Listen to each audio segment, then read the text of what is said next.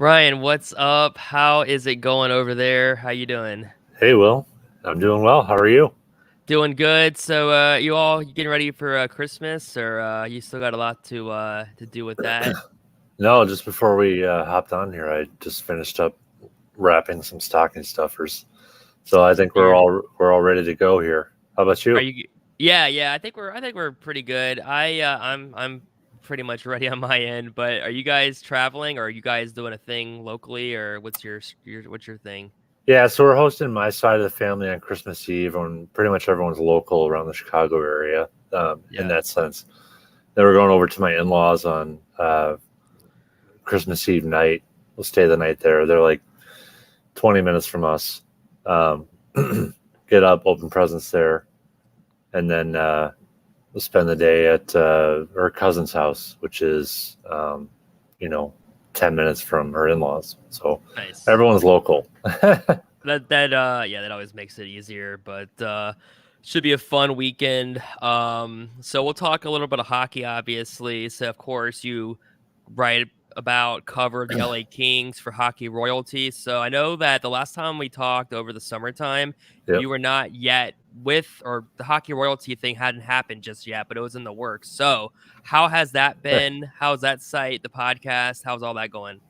Yeah, I couldn't officially unveil it. You know, we were kind of working Yeah. on it in the background. But no, it's been awesome. Really smooth transition. Um, kind of built up how we wanted to build it up out of the gate. It's been fun. You know, just a lot of people that want to write and cover the Kings, and the podcast is great. You know, we have the Kings side of it, and we also have um, two guys that cover their AHL team, the Ontario Reign, and they just had a goaltender on, Matt Villalta. Nice. So check that one out. Yeah, yeah, that's really awesome. So, do you go on the podcast too, right? Yeah, mainly on the primary hockey royalty podcast. So, That's a um, you know, during the season, it's pretty much just discussions around the games. Then the off season, try to get guests. You know, we've had yeah. uh, um, he's no longer with the club now, but Boko Imama, Hmm. who played with the Rain. We had LA Kings defenseman Mikey Anderson on the show. Nice. We had um, former LA King. His name is slipping my mind. But yeah, we also had a prospect, Alex Laferriere, not to be confused Okay. with the not going to be confused with the Rangers Right. top pick. Yeah. That's So yeah, awesome. it's been Yeah. good. Yeah, that's awesome. How often do you write per week, or how often At do least you? once per day, I would say, Gotcha. Gotcha. maybe Yeah. multiple times. Yeah. Yeah. I've definitely been seeing it on my feed. It's a good follow. You muted us by now. No, actually, no, I haven't. I'm sure I've been muted, but No, no. No, no, no. I definitely have not muted, but no, good stuff over there. Awesome to see. Also, I like the graphics, like for the Twitter account and the podcast. Whoever made that, I thought that was pretty cool. Like the yeah, our guy Russell made it in like 10 minutes. He just what's showed up? it to us. I was like, I'm not really picky, you know. It looks good to me. And Yeah. now we got a store fired up too with Oh, nice. our logo and merch and some player, uh, I guess, just things that surround the players, or you Kings fans will Well, understand it. if you ever need, I know you've got merch now set up, which is cool. And if you ever want to check out Bonfire, I can give you some. I'll give you the 411 on that too. That's But what we're on. We're on oh, Bonfire. oh, really? Did I know that? Did you I tell me don't that? know. I don't know. I didn't. Up. I never shared I the link with you.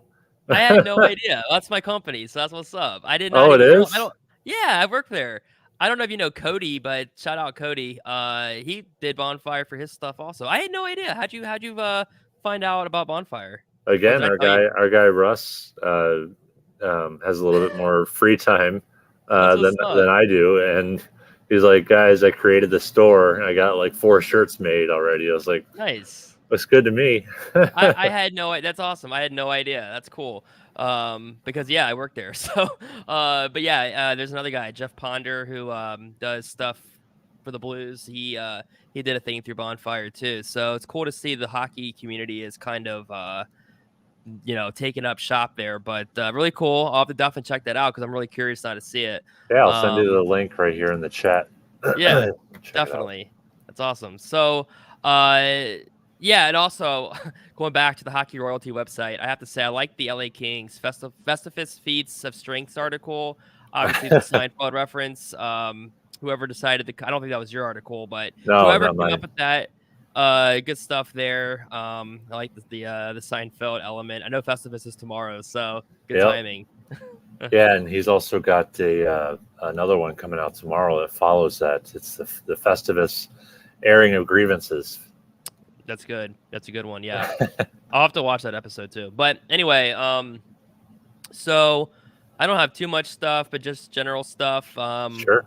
I'm sure you're ready to go, but basically, quite simply, how has this season so far played out in your mind as it pertains to the Kings and trying to meet expectations that you might have had, and of course, as that team tries to take that next step, and I know that playoffs is definitely the goal, and Money Puck, for instance, had them at like 40%, like right now, Yeah. 40% chance to make Yeah. the playoffs, which I saw that.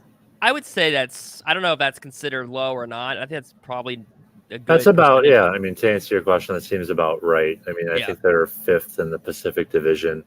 Mhm. I knew it was going to be an uphill battle behind the Edmontons, the Vegases. Right. I did not anticipate Anaheim being this good out of the gate, though. I'll admit Yeah. that. Yeah. But just kind of circling back to your question, it's been a mixed bag. They've played really well against the good teams. They knocked off the Washington Capitals Mhm. at the Yeah. Capital One Arena the other night. They were down 2-0, came back and won 3-2. Right. But they've lost to the Arizona Coyotes. Yeah. They've dropped a couple of disappointing games. So, I think I still don't know what this team is because they came out of the gate. They started like 1-5-1. I think then they won like 6 in a row. Then they lost 4 in a row. Then they won 3 in a row. Like, so I'm not really sure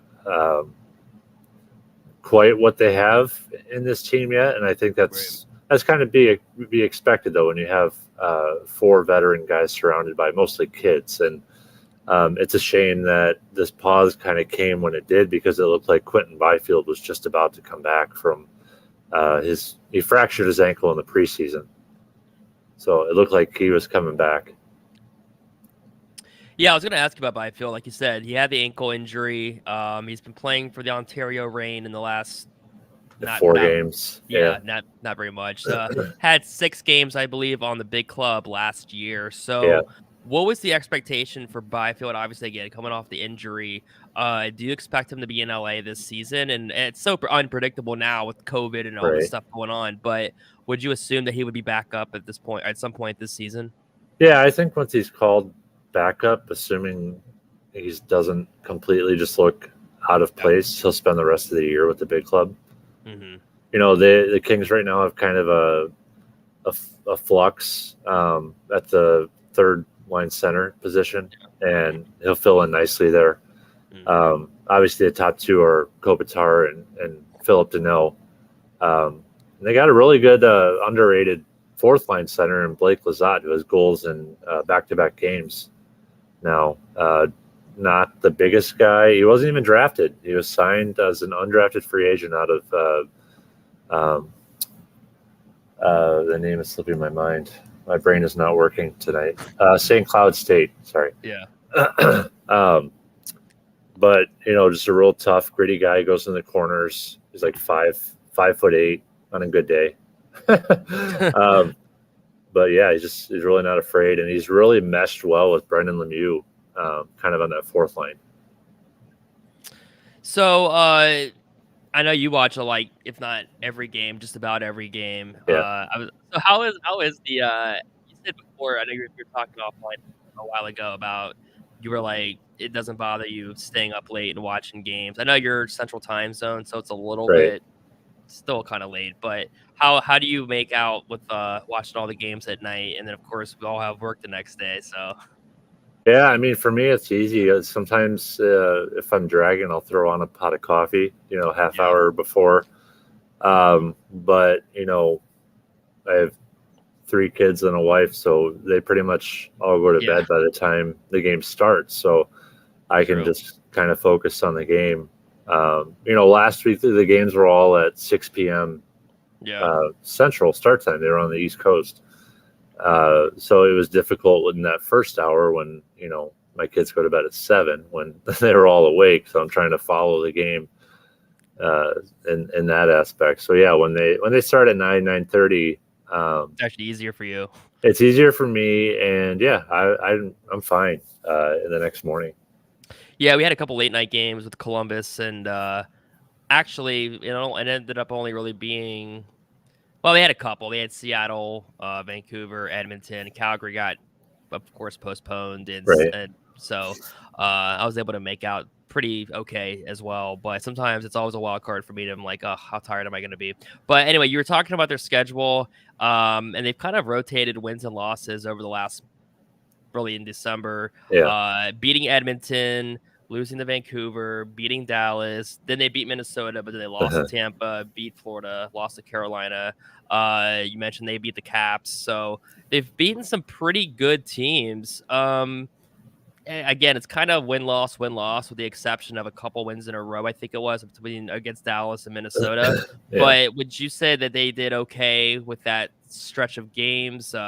Or are you looking for more? I mean, obviously, we all want consistency. We all want to string together wins. But considering the teams that they were playing, would you say that they made out pretty decently? Yeah, absolutely. I mean, I kind of did like a deep dive at the start of the month. This December would be a telling, I guess, for the Kings, just given the opponents that they were about to play. I think going into it, they were only facing. They only had 3 games, 2 teams because they played Vancouver twice against teams with records under 500. So for them to take Tampa to overtime, beat Florida, granted they were shorthanded.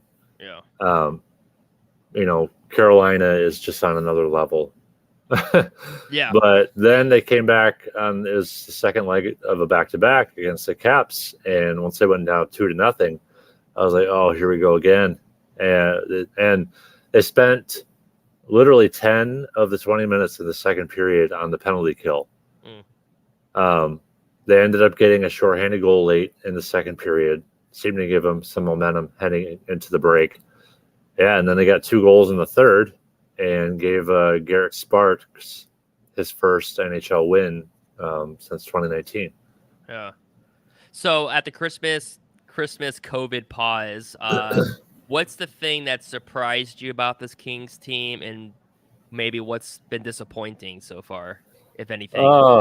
I'd say surprising has been the play of Adrian Kempe. Yeah, He's leads the leading team the in team. goals. Yeah, he's leading the team in goals. He's in a contract year though, so it's not exactly surprising. Yeah, yeah, Be interested to see if he can keep that up going forward. But he's right. played really well alongside Andre Kopitar. I mean, who wouldn't? Hmm. I think you and I would. Yeah, Um, Disappointing. Trevor Moore on the third line this year. He had 10 goals, 13 assists last year. Obviously 23 points in kind of a breakout season.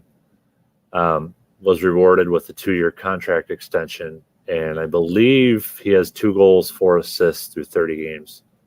So just kind of, he hasn't had the same impact that he had last year. And, after the season, he played in the World Championships in Riga, Latvia for Team USA. I believe he had like 5 goals over there as well, playing with Brian Boyle and I forget who else, Jason Robertson from the Stars. But it's just he's had a rough go of it this year. So with Adrian Kempe leading the team in goals, I guess first off, that's good for him, but is that alarming as a Kings fan or for a Kings team if he's your leading goal scorer, or is it like, okay, cool, like that's good, but we need maybe other guys to step up? Because I know like goal scoring seems to be an issue for this Kings team. They're kind of Yeah. ranking towards the bottom of the league in scoring. But they're doing I'd say at this point in the season, they're at a pretty decent spot in the standings, like we talked about. Hmm. We're only, a couple of months in with games, of course, postponed and everything. So some games to make up anyway, and we'll get into that a little bit. But is that kind of another area of concern, or is scoring not exactly something that people expected maybe for this team? Obviously, you got to score goals to win games, but uh, where do you come off on that? Yeah, no, I think it's definitely concerning. I think last I checked, they were like 25th in the league in goals scored. I think everyone thought, or at least it was the expectation, that Victor Arvidsson being acquired for 2 picks, immediately off the hop in the summer, would have an impact. And he just hasn't had quite the impact I think most would have. I think he has like 5 goals. Um, Let me double check it here. 6 goals, 8 assists in 23 games. Battled through COVID a little bit. They got 4 guys, I believe, on the COVID list right now, which is actually much better than some teams right now. But in that aspect, I think they need someone else to step up, and maybe it's someone like a Byfield in the after we get started again. Maybe it's Arthur Kaliev, who's currently playing on the 4th line with Blake Lizotte and Brennan Lemieux. It's more of a checking line down there. Should he be up on the top 6 forwards where he has a better opportunity to shoot, which is what he does best? So I think a lot of things have to be kind of shuffled around, and just defense is certainly not their issue, despite having, they lost Drew Doughty for about a month. Now they're losing Alex Edler for, I don't know, 8 weeks. He fractured his ankle against the Wild. But they got a lot of young guys on the left side. Mikey Anderson, I believe, is 21, 22. Tobias Bjornfoot is 20. Edler was the veteran along the left side, 35 years old. And they lost Cale Clegg to the Canadians. He was placed on waivers and claimed him. Yeah, that's right. So, surprisingly, the defense has really held steady. It's just they need more scoring overall in general. I mean, there's a certain defenseman out of Arizona that has reportedly been on the trade market, in Jacob Chikrin, and I would personally pick him up from the airport if, if they could make that trade. Yeah, I was gonna ask you, do you think this team, do you foresee any big trade deadline activity, or because I don't know the salary cap aspect of things, I think they would have to shuffle things around anyway. But like, are you expecting anything significant? Probably not, right? I would actually probably be expecting them to make a move here. Like a Chikrin, if he's available. I think Arizona has.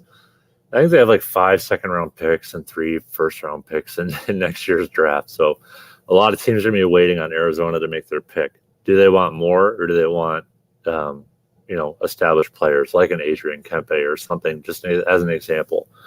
Yeah. I don't know what they're thinking, what they're wanting. But yeah, I mean, I think they have to make a move. He's on such a team-friendly contract. If it's not Chikrin, I mean, it's got to be somebody else. Start planning for the future. I mean, right. I think Drew Doughty said it in the year-end presser, like, go out and acquire somebody. We're tired of losing. They can't wait on these prospects. Yeah, that's true. You gotta make some moves to maybe spur the, I don't want to say rebuild, but spur things along. But Right. it's hard to know how this of course how the season's gonna play out with everything and the COVID uncertainties of everything, and how that may or may not impact the trade deadline. But it's we'll see what happens, of course, and how all that goes. But is there anyone on the current Kings team? Like I was looking at the roster a little bit, but not really Yeah. contracts. So who's a guy that you could see them maybe moving in the right deal, or even just based on their contract status During the season or Yeah. after? either? That depends. I mean, if they're out of the playoff race, I could see them trading away Dustin Brown. He'll be a unrestricted free agent after this year. Yeah. He's 37, hasn't had the best puck luck this year after leading the team in goals last year.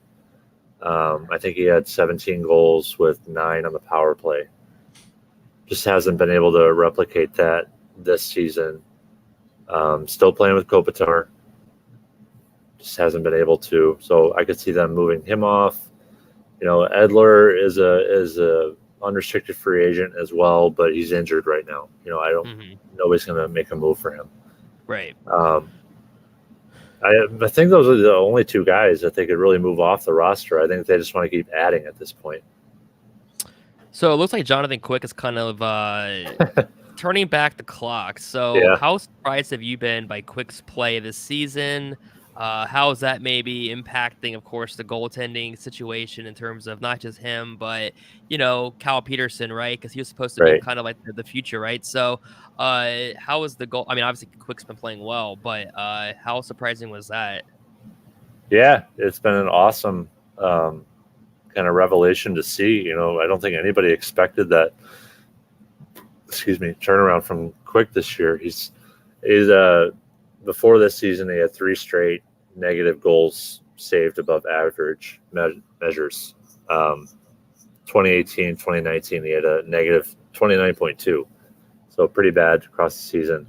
Yeah. Through 18 games this year, he's a positive 10.3. You know, for a while there, they were giving him every start. I think they gave him like 5 straight starts before they let Garrett Sparks start the back-to-back in Washington. You know, Cal Peterson is also in COVID protocol right now. Otherwise, he would have gotten the start. But Cal has not played well in his time this year. No, they were alternating starts at the beginning of the season. Right. And he just wasn't playing up to snuff to where he was last year, which is disappointing considering how well he played last year. And then he also partook in the World Championships in Latvia after the season. He was named goaltender of the tournament. He had 2 shutouts over there.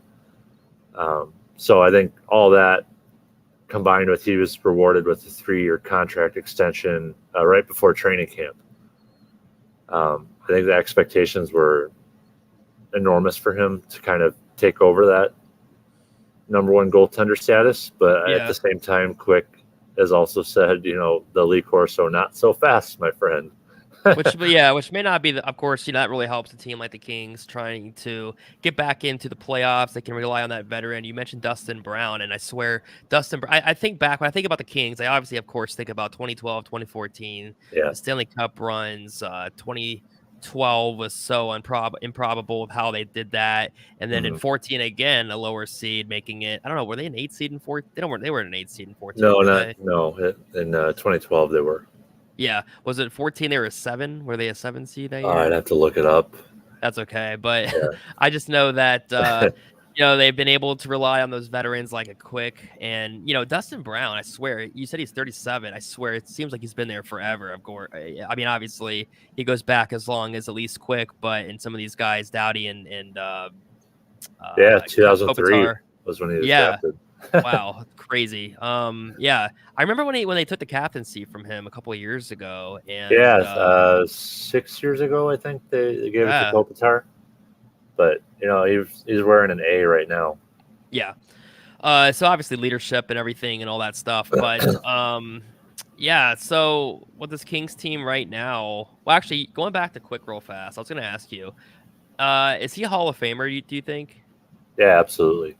Yeah, I thought he might be because, like, obviously for me, it's like he's obviously in that conversation at least, and he's got the 2 cups. I think he's number 1 among U.S. goaltenders and shutouts. I mean, he's had a very good career, obviously. So I thought, I kind of thought he might be.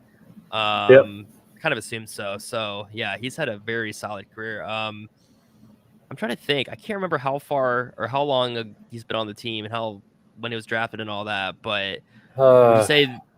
he was a fourth rounder, I think. Let's see. I just had Dustin Brown's up. Sorry, third round in 2005. 2005, man, I swear, I think '04. I want to say '04 or around that time was when Lundqvist started, and it's crazy how time has flown by. I But know it really has.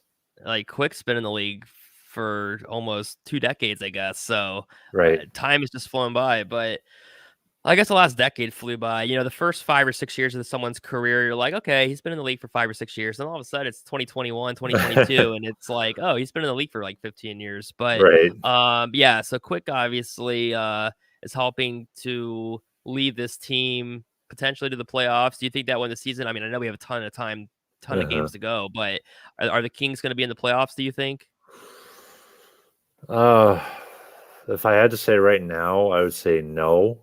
Just barely missing it. They're not terribly far behind. Kind of at the equivalent of the halfway point. Yeah. Or I'll say 30 games last year, which was basically the halfway point. 26 games or 28 games rather. But Anaheim doesn't seem to be slowing down anytime soon. Vegas is getting healthy, and I think they've won like their last 8 out of 9 or 9 out of 10, something like that. And they're going to get Yeah. Eichel back, Yeah. and they're going to get Eichel in March or whatever it is. Yeah. The Oilers are kind of scuffling right now. They'll turn it around. Yeah. Calgary's up there too. So there's too many teams ahead of them that I don't think will slow down. So As far as the Kings again, so we talked about their scoring. It's towards the bottom of the league, but they're fourth in shots per game at 34.7. yeah. So are they taking are they just not taking high quality shots, or are they and they're just not able to convert, or what's that kind of been looking like? So the biggest thing that I've noticed is shot volume has been no problem for this team. Yeah. The first time they played Carolina, they doubled them up in shots and they still lost. And I think it was like 5-4. Yeah. But what I've noticed the most is they don't seem to do a good job of putting traffic in front of the net. A lot of the shots that I see are, the goalie can track all the way in. Right. So I want to see, I want a guy like Alex Turcotte would be perfect in this lineup right now. As he loves standing in front of the net. That's how he scored his golden goal for Team USA in the World Juniors last year. I can't remember if it was Zegras or Matty Beniers, who kind of just shot it towards on net, and he deflected it right in front of the crease, and it just took a weird bounce and found the back of the net. But yeah, he's a guy that has good net presence and likes to establish his position in front of it. So yeah, someone, if not him, someone like him needs to take on that role. Yeah. I sometimes it just seems like I know it's easy for us to watch on TV and just be like, man, why can't they just screen the net or do this? Yeah. But sometimes it's that simple. It's like, man, just get in front and do something. But Right. yeah. So, what was the letter grade that you would give this Kings team right now at the Christmas, basically the holiday break? I'd say like a B, a solid B, maybe B minus. It's been enjoyable to watch versus last year. At this point, you kind of knew what was going to happen and how the rest of the season was going to go. They were starting to prepare for the Jeff Carter trade to Pittsburgh and flirting with moving Dustin Brown. He was rumored that the Isles wanted him or whatever. But yeah, I mean, we'll see what happens kind of the rest of the way once they get Byfield and back into the lineup regularly. Like I said, I want to see Kaliev up on the top 6. He's just a pure shooter who shouldn't be buried on the 4th line. I think he has like 5 or 6 goals down there. So, yeah. So I've been pleasantly surprised with it. And we already talked about it, Jonathan Quick as well, but I need to see more from Cal Peterson. Yeah. So talking about the NHL, I think we're good on time. We have you said about 30 to 45, so we have some time. Yeah, so, and we started earlier too, so we're good. Exactly. Yeah. So I figured we'd talk a little bit about the overall of the NHL itself, and I have to say, the NHL made. I won't even. I mean, of course, it was the right call, but I'll say not even the right call. It was the only call in my mind that there's not going to be NHL players in the Olympics because of the COVID concerns, and coupled with the fact that you have that was a 3-week break to actually Right. make up games. I mean, Hmm. I think it would have been reckless to say, yeah, we're going to go to China anyway with the whole COVID situation, and you have games to make up. Now it's just like obviously teams will be able to hopefully make up those games during that time off. So you have like you agree, right? Or were you thinking that they were still gonna try to like Batman would be like, yeah, we're just gonna do it anyway. No, I mean, I think you can kind of see it building up towards this point. And it was nice to Yep. get some finality today with the formal announcement. Mhm. Um, it's a shame for some of these Yeah, older players that, sure. probably won't, like a Drew Yeah. Doughty, who Mhm. may have been a seventh defenseman for Team Canada in his last go around, but no, he's not going to be selected at age 36 for 2026. But yeah, it's just disappointing kind of where we are right now. Oh yeah, for I sure. thought we were kind of out of it. Um, and then this new variant, or whatever, Omicron, whatever you want to call it, is just kind of wreaking havoc. Yeah. You're well aware. I got it Mhm. coming out of it a couple Was weeks it the ago. variant or just COVID in I general? I have no idea, to be honest with you. It was just I'll say it was like a nasty cold for me. Yeah.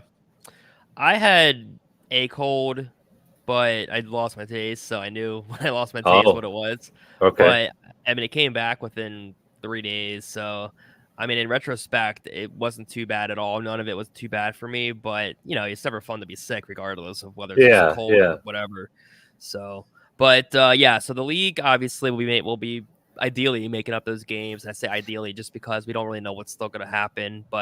Um, but yeah. So, and of course, the whole COVID thing, if players go to China and then, I mean, you hate to say it, but it's probably likely that players are going to test positive because we've been seeing this every day lately. yeah. And then the quarantine process was like 5 weeks. So it Five was just, weeks. it Yeah, just, it just didn't make any sense. But so the league made the only call in that, or the only decision in that regard, to what they really had to do. So, but yeah, so you mentioned the rest of the NHL, like the Golden Knights, of course, made the Jack Eichel trade, and he's recovering from that surgery, I believe now, right? So he should be yeah, playing at some point, I guess, later in the year, probably in the playoffs. But what's been your thoughts? We'll start with the Pacific Division. You said it's been a tough division. Edmonton got off to a scorching start. They had I want to say they had a 6-game losing streak, and Columbus lost to they them did. recently. So uh yeah, with the Oilers, they can obviously score. They got McDavid and Draisaitl, and they have offense. It just really comes down to what they're gonna do if they make the playoffs, assuming that they do what they do in the playoffs. But in general, what's been your thoughts on that division? And just it's a good test for a young Kings team, but it's not easy. Yeah, I think it's been better than most people expected it to be. I think a lot of people said it was the worst division in hockey, and that's why the Kings would make the playoffs. Yeah, A lot of people were hyping up the Seattle Kraken, I think, much like they were with Vegas, but uh, Seattle has very much looked like an expansion team this year. I looked at their line projections at the start of the season, and I was like, okay, it's a solid first line. Jordan Eberle, Yanni Gord, but who else is scoring on this team? yeah, And that's what they're struggling with. They're struggling to score goals, yep, and Philip Grubauer is not having a fun time there. Um, yeah. but yeah, some of the top teams, Edmonton, uh, they'll find their way back. It's just a matter of their defense. They could Yeah, be an interesting player for the Jacob Chikrin sweepstakes as well. I yeah. caught their game against Buffalo a couple months ago or a month ago. I'm losing all track of time, but It's all the same. all three of Buffalo's goals were in transition the other way. Yeah. That seems to be their kryptonite. Is they commit too much to the offense and they just leave the defensive zone so vulnerable. Interesting. Yeah. Yeah, Columbus had a Buffalo 7-4 game against Buffalo right around Thanksgiving, I believe. And they were supposed to play Buffalo this week, actually, Monday and Wednesday, and of course that's not happening. But Yeah. remember when the Sabres got off to that nice little Yeah. start? We knew that wasn't going to be that wasn't really going to last, but And luckily the that's what I thought about the Ducks too, but they just keep winning. yeah, the Minnesota Wild have been playing very well this Yeah, they're a good season. team. They're a good team. They came on really good, strong last year and have kept that up. You mentioned the Ducks. Looking at in the Metropolitan, Carolina, I'm not surprised with how good they've been. Yeah. We thought a little bit before the year that maybe some of the moves they made were kind of questionable, like getting rid of the goaltender, going to Detroit. I always get that name mixed. I can never get his name right. Alex, Nedeljkovic. no doubt, Yeah. exactly. Yeah. Yeah. Um, But and it's funny. Freddie Go ahead. Anderson has played so well in Yeah. net for them. And I think the other move you're going to mention, right, is Tony DeAngelo. Exactly. Yeah. So, and with Nedeljkovic, I learned last year that he's actually from, can't remember exactly the place in Ohio, but he's from Ohio. And I was like, oh, Okay. okay. I didn't, with that name, I assumed he was going to be Yeah. international.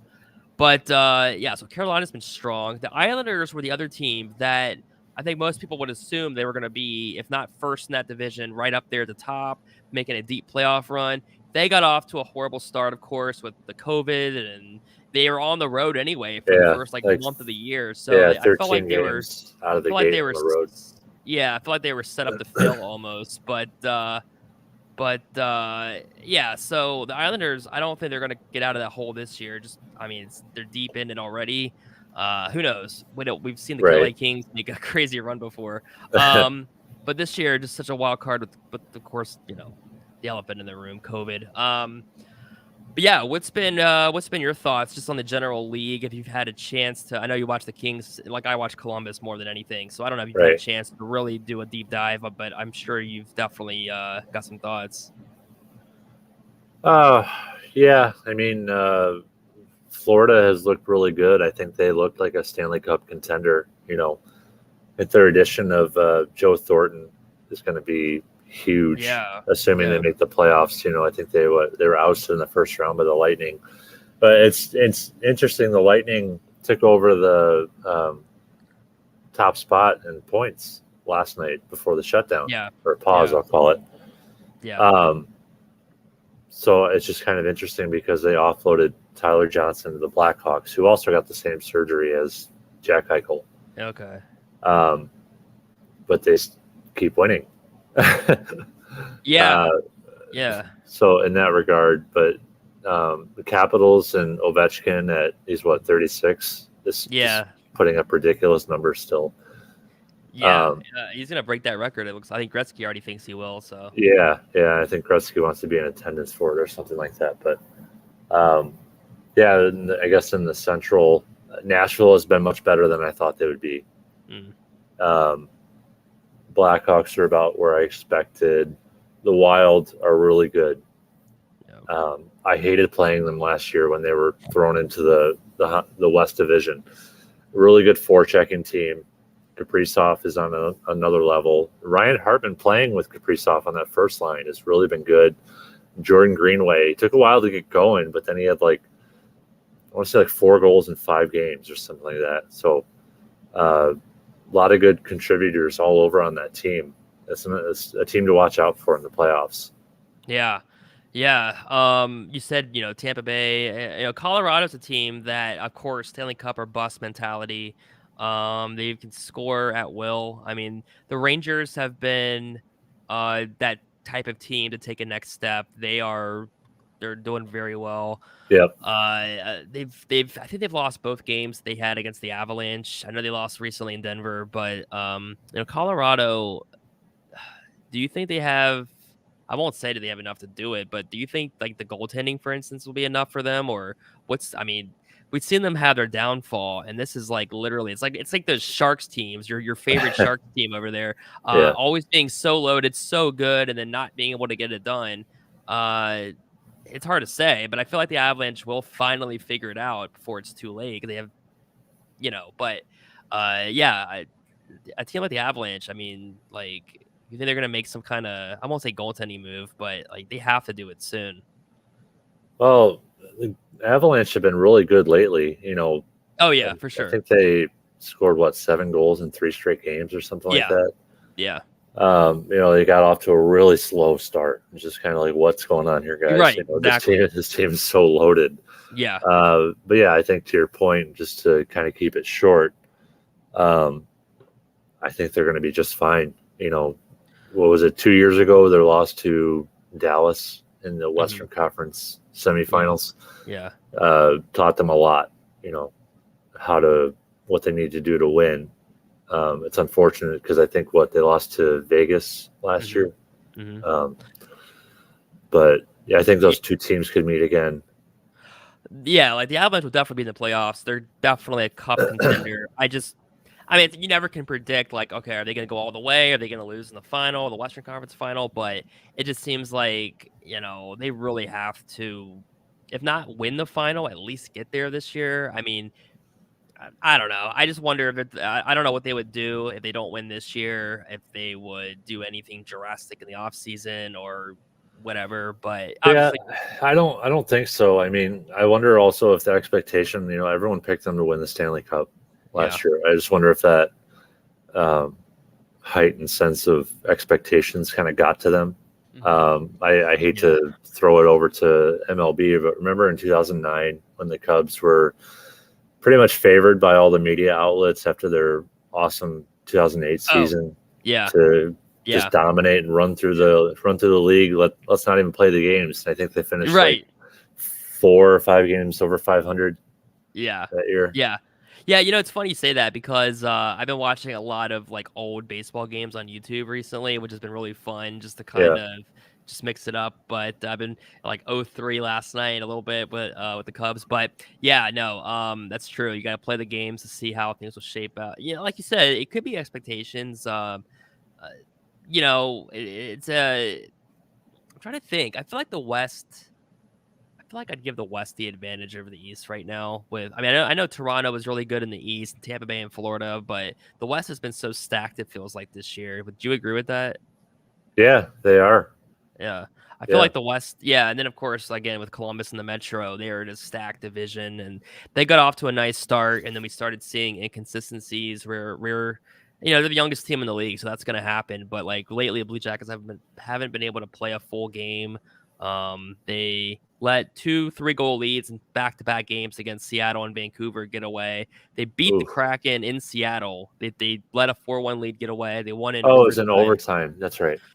Yeah, and then the Kings, that was the night actually that they play. I can't remember who they played. It was right before this recent trip. It was when I was sick that day and Yeah, you you're were. messaging me. Yeah, yeah. They just won. I forget who they played, but it was like 2 weeks ago now. But Yeah, I LA, can't remember. yeah, but the Blue Jackets were in Seattle that night and they won. Then they went to Vancouver. They had a 3-0 first period lead and they lost the game. They literally just went hiding, and the second period on. After the second period, I want to say it was 3-1 Columbus, but it just felt like Vancouver was just, they outshot them like 31-11 over the last 2 periods, and they just, and then they went to Edmonton and gave up 3 goals in the first period right away and lost that game 5-2. So, it's been hard to watch with just how inconsistent they've been, and they're just a way better home team at home. I can't remember the exact numbers, but there's something like 9-5 at home. On the road they struggle. They have a positive goal differential at home, negative on the road. I mean, for whatever reason, they can score goals at home, but on the road they've given up at least 3 goals in like 15 road games this year. So they're not a good road team. Um, Not that they had expectations to be a good team anyway, but they got off to a nice start. Jakub Voracek has been fantastic. He only has the 1 goal, I believe, but he's got like, I don't know, 18 assists. They should be getting Line back and probably the next game he should be back. Okay. Line and Voracek have been good. So I know I was gonna say I know Columbus plays LA. I had the schedule up. They play them. I changed it. Hold on. They play on How did, March 4th, and then April 16th in LA. So they okay. still have their games to go, but hopefully Columbus can beat them both. Yeah, we'll have to mute each other on Twitter that night or something. No, it's all good. It's all good. I don't. I I don't know. It's I won't say it's been a trying season. It's really just been a trying last month for Columbus because again they got off to a surprising like 12-6 start and now they're like 14, Yeah, 13-1. I So remember watching your post like, oh, they're 12-6 now.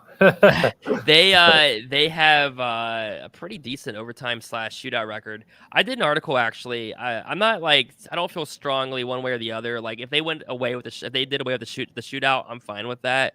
But how do you feel about the shootout? I mean, not to throw a pun in there, but it's literally a crapshoot. You know. Yeah, it very true. Yeah, I mean it's a skill contest. It's luck. Yeah, it's almost like the equivalent of starting a runner on second base in the extra innings. It's just kind of like, okay, Yeah. will this guy get a hit or not? And he rounds third and scores. Yeah. Obviously, it's one of those things where teams, they all have the same rules. They can all try to figure out the best strategy to win in a shootout, but it's just such a crapshoot again. Alex Ovechkin doesn't even like doing shootouts. Yeah, Zach, it's. I was just gonna say it's such a shame because the 3-on-3 overtime is just so fun to watch. yeah. Well, that's the other thing. Now we've seen teams kind of exploit the overtime a little bit to the point where, they'll go into the zone and they'll skate it back out to like center ice and slow it down. And, again, that's a strategy that, if you could find a loophole or something that's going to benefit you, you're going to do it. But do you think that they should modify overtime now to kind of try to do away with, all right, it's kind of a slippery slope in a way.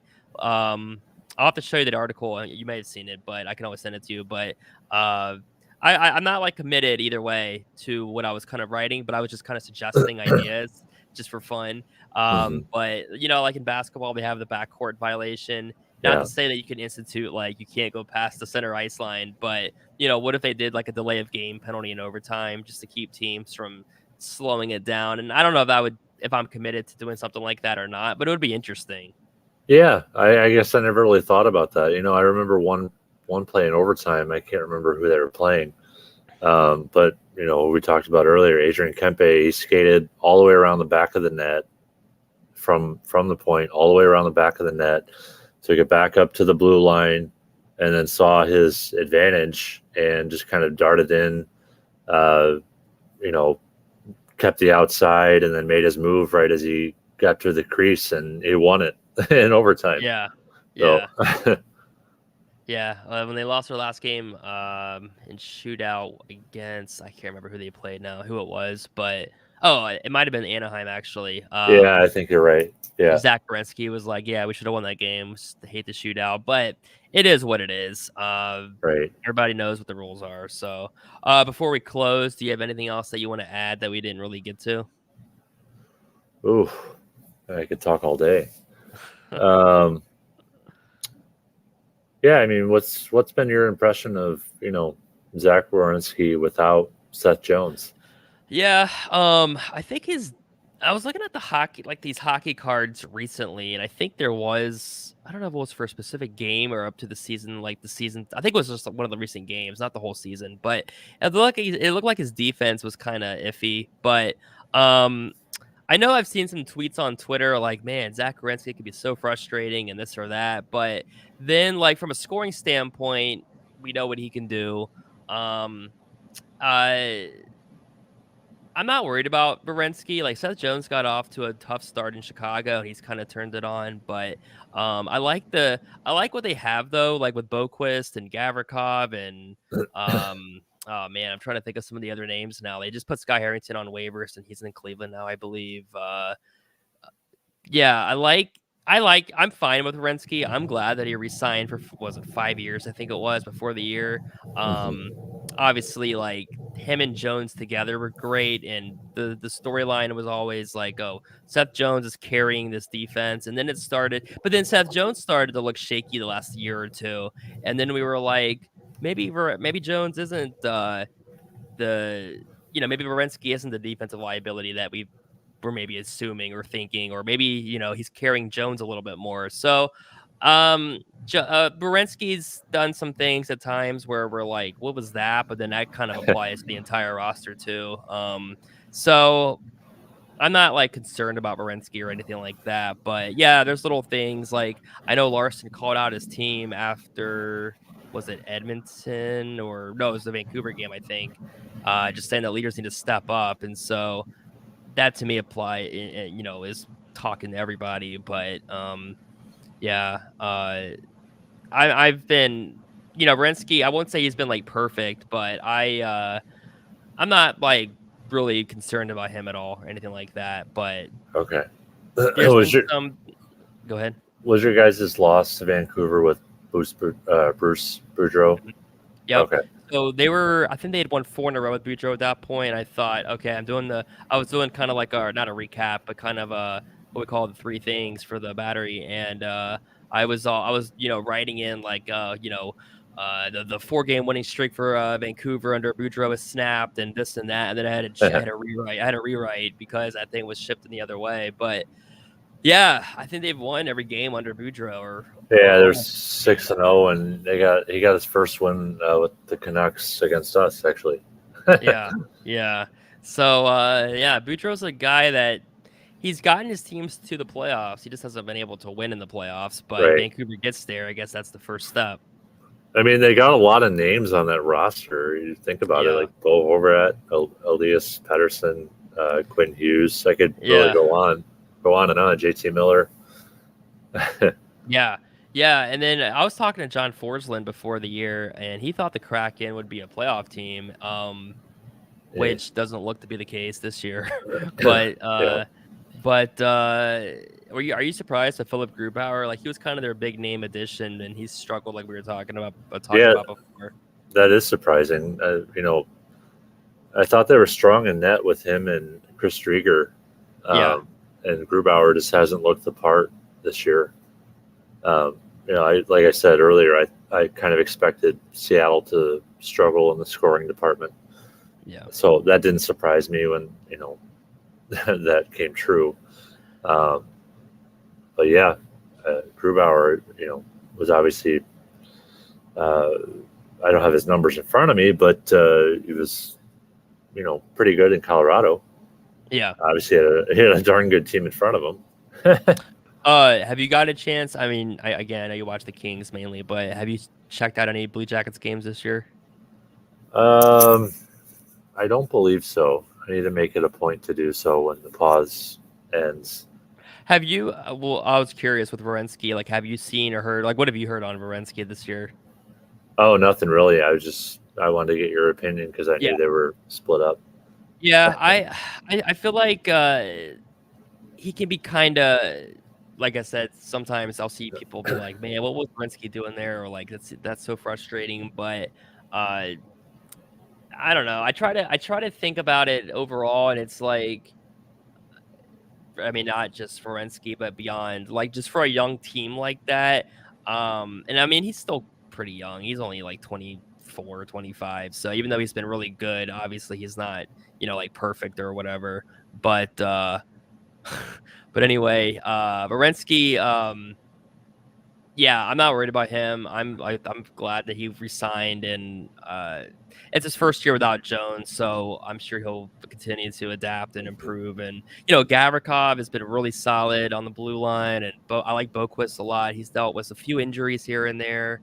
Um, Jake Bean's another guy I like. So I Yeah, feel like the defense. I feel like the defense will be fine. And again, they're all young for the most part and kind of learning. And Alex Texier has been. You were talking about like center for LA and like a perfect third line center. Texier has been a surprise this year because he had high expectations. I thought when he entered the league a few years ago, struggled kind of since, and then this year he's scoring goals and he was on the first line again recently and I believe it was with Eric Corrali and Eric Robinson and Sean Corrali. yeah, That line was doing really well. They bumped up Texier to the first line. So, but like I said, Line should be back soon. So hopefully he can, find his scoring ways. And yeah, the Voracek for Atkinson trade was one of the best trades they could have made because Atkinson just he's a finisher, not a playmaker, and Voracek has really provided a lift there. So offensively, the team has been good in that regard for the most part. They're just struggling on the road. That's basically the trend though lately, I'd say, is they're struggling on the road. They can score. They're towards the top of the league in scoring. Their power play is 19th, but that's an upgrade for them. Usually they're like in the mid-20s. So Okay. the penalty kill, I was surprised to see how low the penalty kill was because I felt like the penalty kill has been a kind of a strength at times, but they've gotten lit up, I think, recently against some of these Western Conference teams. So it's taken a hit there, but yeah, we'll see. The one thing is Igor Chinnikov has been scratched for like a week, it seems Mhm. like, and I'm like, what are you doing? Like Larson kept saying like, and he finally played recently against Edmonton, but don't let him just rot on the bench. You like either play him or put him in Cleveland. Yeah, I read something interesting regarding the COVID protocols. I think most people thought, what is this for? Granted, the 23rd through the 26th is mandatory Yeah, for the holiday break, but I think most people were like, okay, they have a pause now. Is a week really going to make a difference? Well, yeah, I read last night in the COVID protocol memorandum on the NHL media site. Um, Vaccinated players who test positive have a testing holiday, they called it, of 90 days where they don't need to be tested again. Um, Apparently, that window has proven to show false positives because they can still hmm. show symptoms of it, if Yeah, even if they don't carry the virus anymore.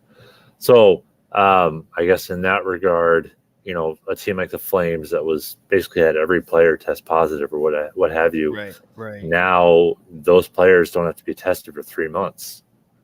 So as far as resuming the season, I think that's a positive in that regard. Now, obviously, you still have the underlying concern of what if they contract a virus again or pass it along unknowingly or Right. they're asymptomatic and all that other stuff that goes into that. Of course, I'm aware of that, but as far as resuming the season, strictly just talking about that, I think there's some positivity in that regard. Yeah. Yeah, I think so too. I think that I'm I don't think there's gonna be like a shutdown or anything. I mean, obviously they're kind of oh, that's what's up. I was kind of watching the comments and there's been like I don't know, can you see the comments on your I end? can't see the comments. I can only I'll imagine they're ripping me right now. no, I'll tell you later. The first three, I don't know if they're spam or Russian or what the hell they are. But then my guy Steven, he came through, so that's what's up. I actually met him at Cooperstown. I went to the Hall of Fame a couple months ago, and Okay. I met him there. But anyway, the first legitimate comment, no offense to the first three, but I don't know what those are. I don't know if that's spam or what. I've never really had comments on here before, so it's cool to see some. But what were we talking? We were talking about the You're so COVID and everything. flabbergasted by your comment. No, yeah, we're Yeah, talking about the COVID testing holiday stuff. yeah, yeah. Yeah. I feel like they'll get the season. They'll finish these games, the full 82, and hopefully, everything just stays on track. And of course, the main thing is that there's nothing. Everybody's safe and Right. no ill, effects from all that. But yeah, in the NHL, it's always been common for there to be like these flus, the flu outbreaks for every team. It seemed like, Hmm. and of course, with COVID, everything is more heightened, and everybody's being more careful, and they have to make sure the protocols are being followed and everything. And it's just a tough time in general, trying to navigate and do everything. But um, Yeah, I guess. before I kind of discovered that language in the protocol, I wondered if the NHL was going to have to adopt the NFL um, Yeah, revised testing policy. Where vaccinated players won't be tested at all unless they're showing symptoms, and then the unvaccinated will continue to be tested daily. yeah, But I was thinking about that too with the NFL. They're kind of like trying to.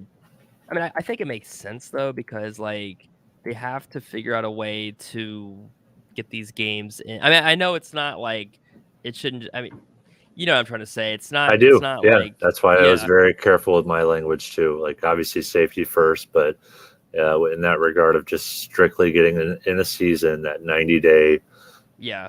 testing, no testing period is beneficial for continuing a season. Right. Yeah. I mean, exactly. But otherwise, we have the NFL playing on Tuesday and Wednesday. I know. I mean, I just get how tricky it is and trying to figure it out and navigate. And at least in general, at least what it sounds like from the NHL perspective, is that a lot of players have either no symptoms or mild, very mild symptoms. So regardless of what the best way is to do this, at least the players are um, not really feeling any horrible effects. It seems like so. Yeah. At least but yeah. So I think that's all I have. From an NHL perspective. Any thoughts? Talk baseball for a second. Any baseball thoughts? See what happens with Carlos Correa. Yeah, Seems yeah. to be rumored. I'm not sure I want to give him a 8 or 10 year deal that he's kind of looking for. Yeah, I know, and I know so many people are like, "Screw it, like just do it," and I get that line of thinking too. But, uh, yeah, I mean, They know those Jason deals. Hayward exists, right? Yeah, exactly. And what am